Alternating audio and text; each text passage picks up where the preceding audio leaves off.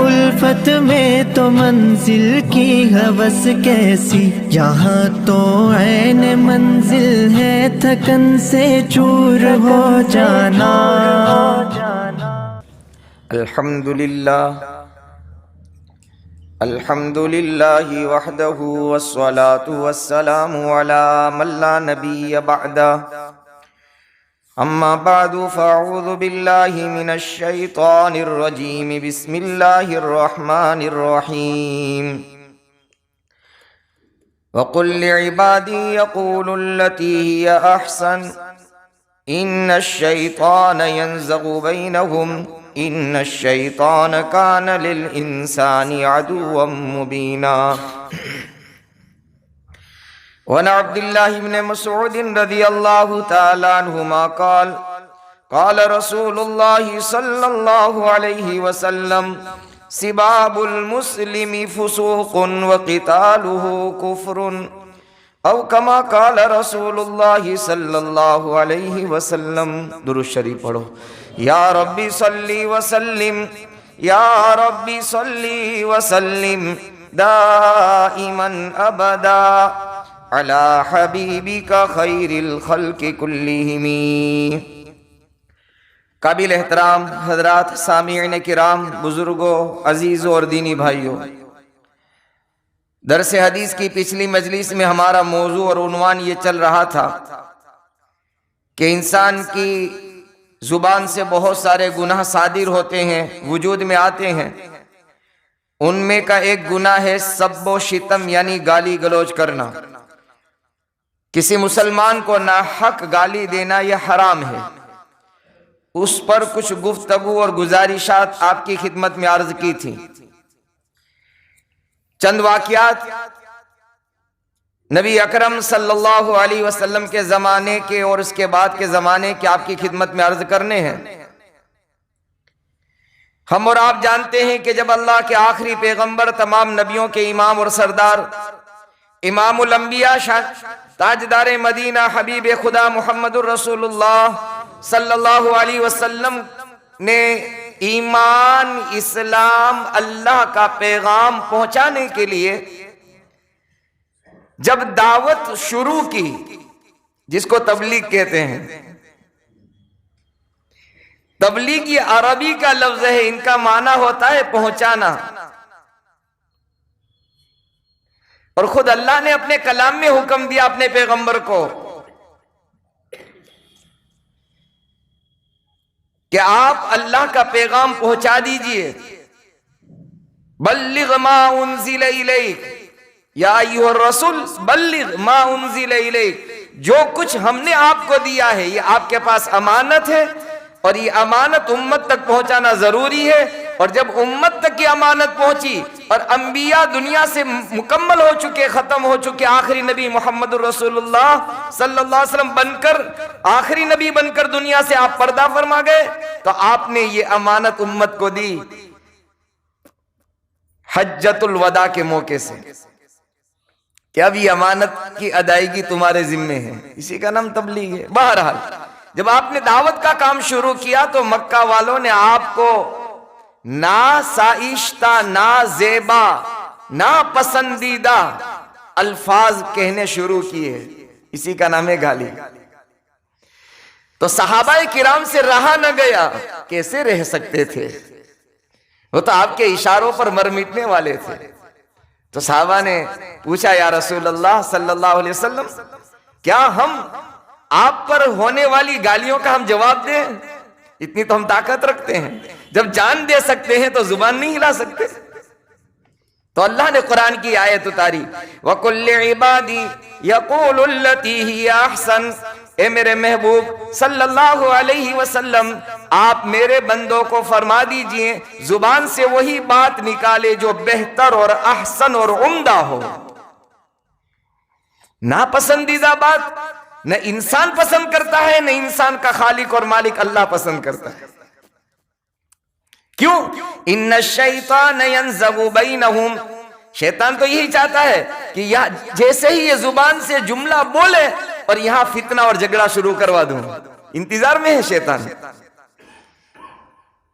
جہاں جھگڑا ہوتا ہے نا وہ ایک دم طاق میں رہتا ہے، بس اس کے زبان سے ایسا جملہ بلوا دو کہ فتنہ ہو جاوے، فساد ہو جاوے، خون ریزی ہو جاوے، مارا ماری ہو جائے، اور یہی ہوتا ہے دنیا میں۔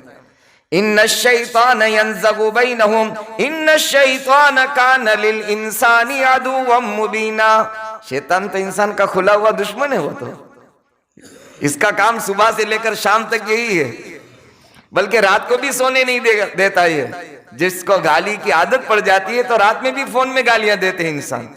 علماء نے لکھا ہے کہ بعض مرتبہ آدمی گالی گلوچ کا عادی بن جاتا ہے، اللہ میری آپ کی تمام مسلمانوں کی حفاظت فرمائے کہ موت کے وقت بجائے کلمہ پڑھنے کے، کلمہ نصیب ہونے کے، منہ سے گالی نکلتی وہ دنیا سے چلا جاتا ہے، عادت ہوتی ہے گالی گلوچ کی، تو اللہ نے یہ آیت نازل فرمائی۔ پھر کیا تھا؟ صحابہ کرام رضی اللہ تعالی عنہ مجمعین خاموش ہو گئے، اور میں نے واقعہ سنایا تھا نا وہ دونوں معاذ اور معوذ کا رضی اللہ تعالیٰ عنہ، کہ نہیں گالی نہیں دیں گے، ہم سے جو ہو سکے گا ہم کریں گے، لیکن گالی اپنی زبان سے نہیں نکالیں گے۔ اللہ مجھے اور آپ کو بھی یہ زندگی، یہ سنت اور یہ طریقہ اللہ ہم سب کو نصیب فرمائے۔ زبان ہے چھوٹی، بہت چھوٹی ہے، بہت نازک ہے، اتنی سی ہے جسم کے اندر، لیکن بہت زیادہ خطرناک ہے یہ۔ بہرحال ایک موقع سے سیدنا صدیق اکبر رضی اللہ تعالیٰ عنہ تشریف فرمائے ہیں، نبی اکرم صلی اللہ علیہ وسلم کی ذات مبارک موجود ہے۔ ایک آدمی آیا، صدیق اکبر کو گالی گلوچ کرنے لگا۔ سیدنا صدیق تھے وہ تو رضی اللہ تعالیٰ عنہ، خاموش رہے، خاموش رہے، خاموش رہے۔ وہ بولا جا رہا ہے، یہاں سے خاموشی ہے۔ دیکھو صحابہ ہو، اولیاء ہو، تابعین تبع تابعین ہو، یہ تمام کے تمام انسان اور بشر ہے۔ کیا ہے بھائی؟ فرشتے تو نہیں ہے نا؟ ہاں، بعض چیزیں بشریت کے تقاضے کے پیش نظر، انسان ہونے کے ناطے، منوشی ہونے کے ناطے، انسان کی فطرت میں جو اللہ نے رکھا ہے کبھی وہ ظاہر ہو جاتا ہے۔ صحابہ تو انبیاء کے بعد کا درجہ رکھتے ہیں نا۔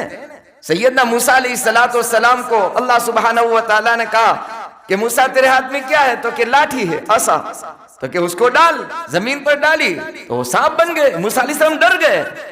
اللہ، علماء نے اس پر نکتہ لکھا ہے کہ نبی ہو کر ڈر گئے، تو اس کا جواب مفسرین نے لکھا ہے کہ نبی بھی بشر ہوتا ہے، بشریت کے اندر اللہ نے مادے میں خمیر میں رکھا ہے کہ آدمی ڈر آ جاتا ہے کبھی۔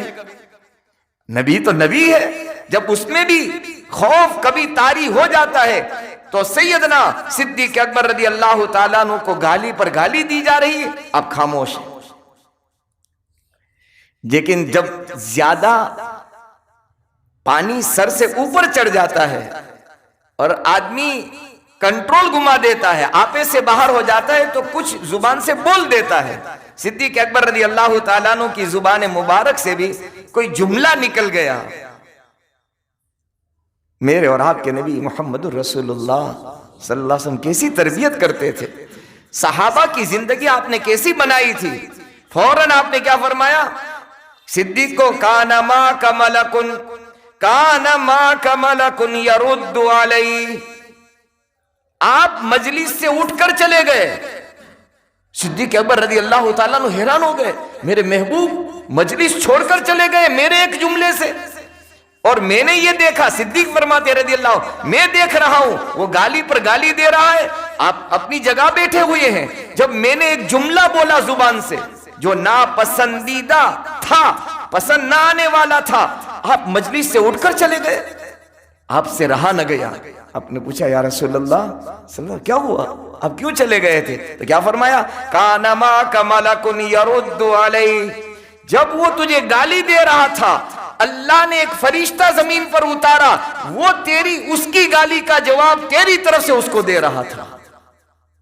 پھر فرمایا فلما رددت علی، جب تو نے جواب دے دیا، وقع الشیطان، فوراً وہ فرشتہ آسمان کی طرف چلا گیا اور شیطان اس میں آ گیا۔ پھر فرمایا ابو بکر رضی اللہ تعالی جب تم گالی سن رہے تھے اللہ کی نظر میں مظلوم تھے، مظلوم، تم پر ظلم ہو رہا تھا اور تمہارے اوپر ہونے والے ظلم کی وجہ سے اللہ نے فرشتے کو مدد کے لیے اتارا تھا، جب تم نے اپنی زبان سے نازیبا جملہ بول دیا تو مجھے ڈر ہو گیا کہ تم مظلوم میں سے ظالم نہ ہو جاؤ، اس لیے میں مجلس سے اٹھ کر چلا گیا۔ یہ ہے کسی تربیت، نہ ہم جواب نہ دیں گالی کا۔ ہاں جب وہ کوئی انسان چاہے مسلمان ہو چاہے نون مسلم ہو، چاہے چھوٹا ہو بڑا ہو، امیر ہو غریب ہو، پڑھا لکھا ہو ان پڑھ ہو، جو بھی کسے باشد کوئی بھی گالی دے، میرا اور آپ کا ایمان اور یقین ہونا چاہیے کہ محمد الرسول اللہ صلی اللہ علیہ وسلم نے ارشاد فرمایا ہے کہ اس کی گالی کا جواب تو اللہ کا فرشتہ میری طرف سے دے رہا ہے۔ یہ صرف صحابہ کے ساتھ خاص نہیں ہے، نبی کے ہر عاشق، ہر امتی، ہر نام لیوا، ہر غلام کے ساتھ اللہ نے یہ فضیلت رکھی ہے۔ مسند احمد کی روایت ہے۔ تو کوشش کریں ہم زبان بس بلکہ ہنستے ہوئے جواب دیں۔ کیسے؟ آپ نے ایک نام سنا ہوگا، جب آدمی گالی کا جواب شریفانہ الفاظ اور انداز سے دیتا ہے، سنجیدگی سے دیتا ہے، تو سامنے والا آدمی پانی پانی ہو جاتا ہے۔ اللہ اس کی نجات اور چھٹکارے کا اللہ بعض مرتبہ ذریعہ بنا دیتے ہیں، اللہ کی نصرت اور مدد اس کے شامل حال ہو جاتی ہے۔ حجاج بن یوسف کا نام آپ نے سنا ہوگا، اپنے زمانے کا بہت بڑا ظالم اور جابر بادشاہ گزرا ہے، لیکن علماء نے ان کے بارے میں فرمایا ہے کہ ظلم تھا، ستم کرتا تھا، سب کچھ تھا، لیکن کچھ کام اللہ نے ان سے ایسے کروا دیے ہیں کہ ہو سکتا ہے کہ اللہ ان کی بخشش اور مغفرت کر دے۔ ہم کچھ کہہ نہیں سکتے ان کے بارے میں، اس کی ظاہری زندگی تو بہت اچھی نہیں تھی۔ بہرحال ان کے زمانے میں ایک آدمی تھا عمران بن حطان خوارج، مسلمانوں میں بہت پہلے بھی فرقے گزرے ہیں، ایسا نہیں اسی زمانے میں کوئی فرقے بنے ہوں۔ خوارج کا ایک فرقہ تھا اور معتزلہ کا تھا، روافض کا تھا، اور اس کے علاوہ بہت سارے اور فرقے اگلے زمانے میں بھی ہوئے ہیں۔ اب وہ دنیا میں اس وقت نہیں رہے ہیں، پھر نئے فرقے دنیا میں آئے دن نئے آ رہے ہیں، اور ہمارے نبی محمد الرسول اللہ صلی اللہ علیہ وسلم فرمایا قیامت جب تک اس وقت تک نہیں آئے گی جب تک کہ 73 فرقے زمین پر وجود میں نہ آ جائے، 73 میں سے ایک ہی جنت میں جائے گا۔ صحابہ نے پوچھا کون؟ تو کہ ما انا علیہ و اصحابی، جو فرقہ میرے اور میرے صحابہ کے طریقے پر چلے گا وہ جنت میں جائے گا۔ اللہ ہم سب کو وہ زندگی اور وہ طریقہ اور وہ مسلک اور مشرب اللہ ہم سب کو نصیب فرمائے۔ بہرحال تو حجاج بن یوسف کے مقابلے میں عمران بن حسین حطان یہ مقابلہ کر رہا تھا حجاج کا، پکڑا گیا، اس کو پکڑ کر کے دربار میں حاضر کیا گیا۔ حجاج کے یہاں کوئی سنوائی نہیں تھی، بس آن اور فان فیصلہ، دو ٹوک پکڑا اور پھانسی کے تختے دار پر چڑھایا گیا۔ جلاد کو بلایا گیا اور جلاد سے کہا کہ اس کا کام تمام کرو، اس کے سر کو تن سے جدا کر دو، قصہ نمٹ جائے۔ جب تختہ دار پر پھانسی کے مانچڑے پر لائے گئے، عمران بن حطان کو لایا گیا تو اس خوارج کو حجاج کی زبان سے جملہ نکلا کہ بدکار عورت کے اس بیٹے کا سر قلم کر۔ اس کو کہا جلاد کو کہ بدکار عورت کے اس بیٹے کا تو سر قلم کر دے۔ اب یہ کتنی بڑی گالی ہے، اور ایک بات علماء نے عجیب لکھی ہے، نوٹ فرمائیں، گالی گلوچ میں عام طور پر گالی دینے والا خود جس سے مخاطب ہے، مقابلہ ہو رہا ہے، سامنے والے کو تو کم گالی دیتا ہے، ان کی ماں بہن پر زیادہ تہمت لگاتا ہے۔ عام طور پر یہ ہوتا ہے، کبھی ماں کی گالی دے گا، کبھی بہن کی گالی دے گا، زیادہ تر یہ زبان پر۔ علماء نے لکھا ہے کہ یہ ماں بہنوں کی گالی دینے والے اللہ کی نظر میں سب سے بڑے ظالم ہیں، ظالم۔ یہ بیچاری پارسا، یہ بیچاری یعنی کہ بے گناہ اپنے گھروں میں بیٹھی ہوئی عورتیں، یہ آپس کی گالی سے ہم ان کو شکار بنا رہے ہیں۔ اس سے بڑا ظلم کیا ہو سکتا ہے؟ کہ جس کا کوئی قصور نہیں ہے، نہ اسے عطا نہ پتا کہاں کیا ہو رہا ہے، میرا اور آپ کا معاملہ بازار میں مارکیٹ میں کیا ہے اس کو کچھ پتا نہیں، اور یہاں بیٹھ کر ہم ماں بہن کی گالی دے رہے ہیں۔ علماء نے اس پر لکھا ہے خطرہ ہے اس بات کا۔ مسلمان، کامل مسلمان کی یہ شان نہیں ہے، ہو ہی نہیں سکتا مسلمان کہ جس کی زبان سے ماں بہن کی گالی نکلے۔ بہرحال عمران بن حطان نے جب یہ جملہ سنا تو بڑی سنجیدگی کے ساتھ، بڑی متانت کے ساتھ اور بڑے شریفانہ الفاظ کے ساتھ کہا کہ حجاج، سر اٹھایا اور کہا حجاج، ایسا لگتا ہے کہ آپ کے بڑوں نے آپ کی تربیت غلط کر دی ہے، آپ کے بڑوں نے آپ کو اچھا نہیں سکھایا ہے، کوئی زندگی گزارنے کا طریقہ، سلیقہ، بات اور گفتگو کرنے کا انداز آپ کے بڑوں نے آپ کو اچھا نہیں سکھایا، غلط سکھایا ہے۔ اور سن حجاج، اب تو زندگی بچنے میں کتنی دیر ہے، ابھی تو میرا کام تمام ہو جائے گا، میں بھی چاہتا تو تجھ کو گالی کا جواب گالی سے دے سکتا تھا، لیکن گالی دینا یہ شریف انسانوں کا کام نہیں ہوا کرتا۔ کتنا پیارا جواب دیا۔ ایک کتاب ہے، اس کی العفو والاعتذار لأبی الحسن، عربی کی کتاب سے علماء نے اس کو ٹرانسلیٹ کر کے کتاب لکھی ہے کتابوں کی درسگاہ میں، یہ واقعہ اس میں لکھا ہے۔ حجاج کا سر اٹھا ہوا تھا، اس کا انداز دیکھو، کبھی آدمی زہر پیتا ہے، اللہ زہر میں زندگی دے دیتے ہیں، یہ زہریلا لفظ تھا حجاج کے لیے کہ گالی گلوچ کرنا یہ شریف اور اچھے اور بھلے انسانوں کا کام نہیں ہوا کرتا۔ میں چاہتا تو میں بھی گالی دے سکتا تھا، چونکہ میرا قصہ تو تمام ہونے والا ہے، لیکن ہم اس کو پسند نہیں کرتے۔ بس یہ جملہ کہا، حجاج کا سر جھک گیا، کہا میں تجھ پر احسان کروں تو چاہتا ہے؟ تو کہا میں ضرور چاہتا ہوں، تو مجھ پر احسان کر۔ سواری منگوائی گئی، بڑا سامان دیا گیا، اعزاز کیا گیا، اکرام کیا گیا، اور اس کو اس کے وطن روانہ کر دیا گیا۔ جب اپنے وطن میں پہنچا تو بڑے لوگوں نے استقبال کیا ان کا، حیران ہو گئے لوگ کہ حجاج کے چنگل سے زندہ بچ کر آیا، ہو ہی نہیں سکتا، ناممکن، امپوسیبل ہے۔ حجاج کے دربار میں گیا تو تن بدن سے جدا ہو جاتا ہے، سر جدا ہو جاتا ہے، زندہ نہیں آ سکتا، تو کیسے آ گیا؟ تجھے اللہ نے تیری مدد کی اور اللہ نے تجھے بچایا ہے، حجاج نے نہیں بچایا۔ اس نے کیا جملہ کہا؟ بچانے والی ذات تو اللہ ہی کی ہے، لیکن اس بچنے کے اندر میرا ذریعہ کوئی بنا ہے تو حجاج بنا ہے۔ کہا کہ کوئی بات نہیں، تیرا زندگی پر مقابلہ ہوتا رہا، ایک اور وار کر، ایک اور مرتبہ چڑھائی کر، اور حجاج سے ایک اور مقابلہ کر۔ تو اس عمران بن حطان نے کیا جواب دیا اپنے شہر والوں کو، قریہ اور گاؤں والوں کو؟ کہا کہ حجاج نے مجھ پر احسان کیا ہے، احسان کا بدلہ میں نقصان سے نہیں دیا کرتا، احسان کا بدلہ نقصان سے نہیں دیا کرتا۔ قرآن میں اللہ کہہ رہے ہیں ہل جزاء الاحسان الا الاحسان، احسان کا بدلہ سوائے احسان کے کیا ہو سکتا ہے؟ آپ مجھے اس پر ابھار رہے ہو، آمادہ کر رہے ہو، بھڑکا رہے ہو کہ میں پھر مقابلہ کروں، اس نے مجھ پر احسان کیا ہے، اور احسان کا بدلہ نقصان سے میں نہیں دیا کرتا۔ بہت بڑا ان کا احسان ہے، اور محسن کے احسان کو بھول جانا، اس سے بڑی بے وفائی کوئی نہیں ہو سکتی۔ اگرچہ ہمارے اس موضوع سے اس کا تعلق نہیں ہے، بہت ساری باتیں آپ کی خدمت میں عرض کرنی ہے، پھر بھی بتا دوں، کسی نے اگر ایک گلاس پانی کا تمہیں اور مجھے پلا دیا، ایک کپ چائے کا پلا دیا، یا ایک گھونٹ شربت کا پلا دیا، یہ مجھ پر یا آپ پر اس کا احسان ہو گیا۔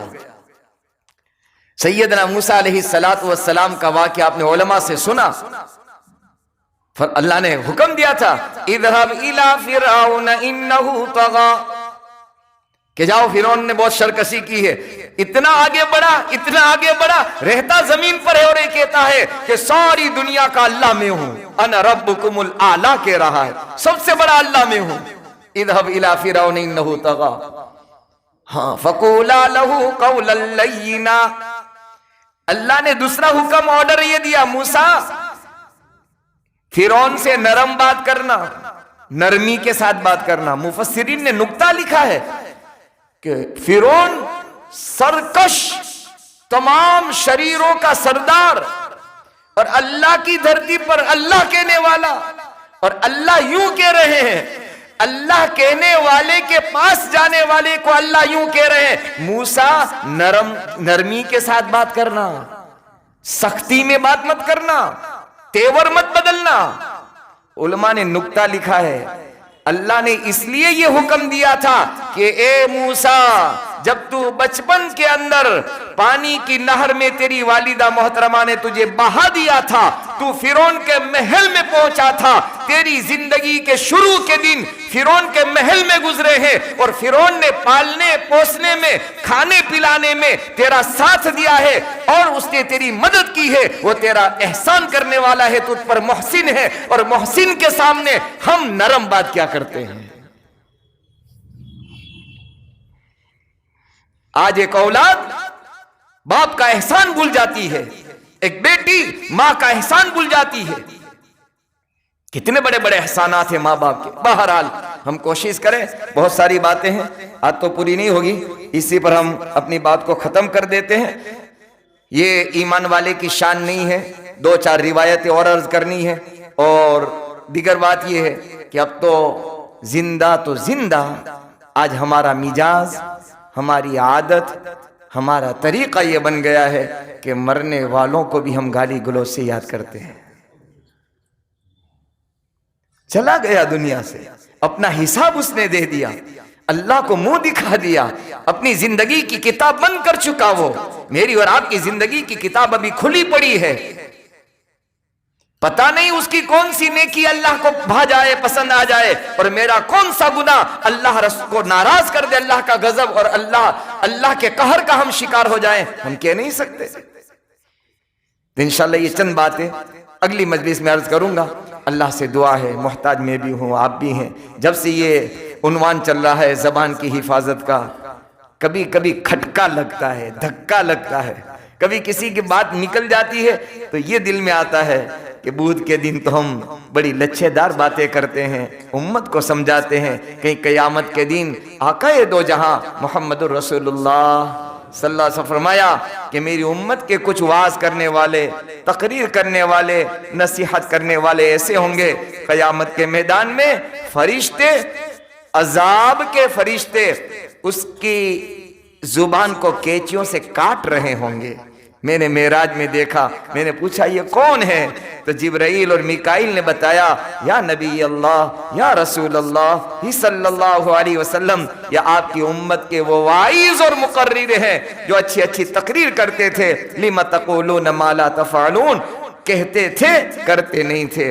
محتاج میں بھی ہوں، آپ بھی ہیں۔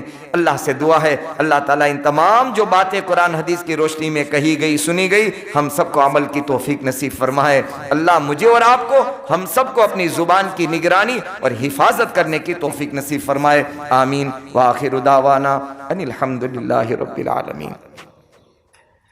لک الحمد کما ینبغی لجلال وجہک وعظیم سلطانک، لا احصی ثناء علیک انت کما اثنیت علی نفسک۔ یا ربی صلی وسلم دائما ابدا علی حبیبک خیر الخلق کلہم۔ اللہ ہم اقراری مجرم ہیں، تیری زمین ہمارے گناہ پر گواہ، ہمارا جسم تیرے گناہ پر گواہ، اللہ تیرے فرشتے گواہ، اللہ تیری کتاب جو فرشتے لکھ رہے ہیں وہ گواہ، اللہ کتنے گواہ ہیں ہمارے تو۔ یا اللہ معاف کرنے والا تو تو ہے، معاف کرنے والا تو ہے، اور موت سے پہلے معافی مل گئی تو کام بن گیا۔ موت سے پہلے تو نے کہہ دیا جا میرے بندے، جا میرے بندے، میں نے تجھے درگزر کر دیا۔ اللہ یہ محنتیں، یہ سجدے، یہ کوششیں، یہ درس حدیث سب اسی کے لیے ہے کہ تو ہم سب کو معاف فرما دے، ہمارے گھر والوں کو معاف فرما دے، بیوی بچوں کو معاف فرما دے، ننیالی ددیالی سسرالی رشتہ داروں کو معاف فرما دے، ہم پر احسان کرنے والے، ہمارے ساتھ مسجدوں میں صفوں میں کھڑے رہنے والوں کو اللہ تو معاف فرما دے۔ اللہ اس بستی کے قبرستان میں تیرے بندے تیری بندیاں سو رہی ہے، ایک ایک کی مغفرت کا فیصلہ فرما لے، اور سب کے لیے جنت الفردوس میں اعلیٰ مقام عام مقدر فرما دے۔ اے اللہ امت کے بیماروں کو شفا دے دے، روحانی جسمانی تمام تر بیماروں کو شفا عطا فرما، مکروبین کو قرضوں سے چھٹکارا عطا فرما، قیدیوں کو رہائی عطا فرما، مقدمات میں پھنسے باعزت بری فرما۔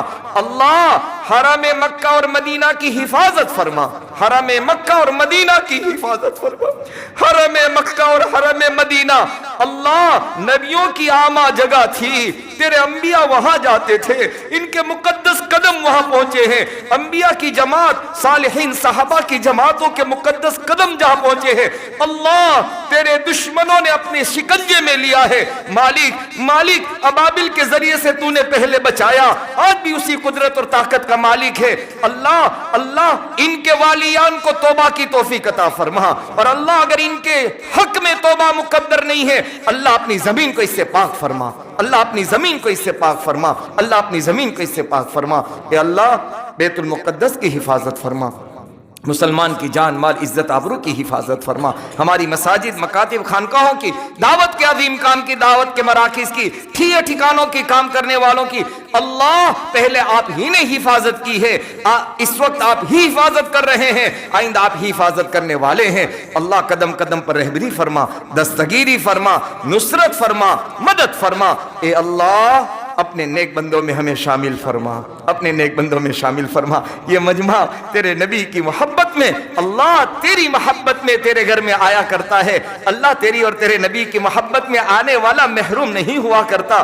اللہ ان کی دنیا آخرت کی جو حاجتیں ضرورتیں ہیں اپنے خزانہ غیب سے پوری فرما، جو جس پریشانی میں مبتلا ہے عافیت کے ساتھ ان کی پریشانیوں کو دور فرما۔ نبی اکرم صلی اللہ علیہ وسلم نے جتنے خیر بلائیاں خوبیاں ہم مانگی ہم سب کو عطا فرما، جن برائیوں سے پناہ مانگی سب کی حفاظت فرما۔ کلمہ لا الہ الا اللہ محمد الرسول اللہ پڑھتے پڑھتے موت عطا فرما۔ وصلی اللہ تعالی علی رسول خیر خلقہ سیدنا محمد وعلی آلہ وصحبہ اجمعین برحمتک یا ارحم۔